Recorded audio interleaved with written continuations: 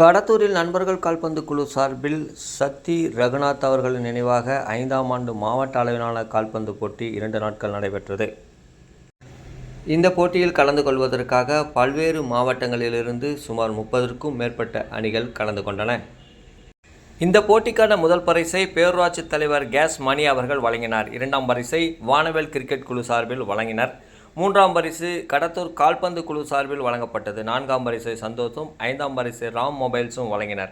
இந்த நிகழ்ச்சிகளை பேரூராட்சி தலைவர் மணி, துணைத் தலைவர் வினோத், நண்பர்கள் கால்பந்து குழு தலைவர் குமார், செயலாளர் பச்சையப்பன், ஒருங்கிணைப்பாளர் கார்த்திகேயன், ஆலோசகர்கள் புஷ்பக், சந்தோஷ் மற்றும் தருமபுரி கால்பந்து கழக செயலாளர் கணேசன், இந்து தமிழ் திசை நிருபர் செந்தில், இந்தியன் கேஸ் ஏஜென்சி உரிமையாளர் மதியன்பன் உள்ளிட்டோர் கலந்து கொண்டு போட்டிகளை துவக்கி வைத்தனர். இதில் ஏராளமானோர் மாணவர்கள், பொதுமக்கள், இளைஞர்கள் கலந்து கொண்டு பார்வையிட்டனர்.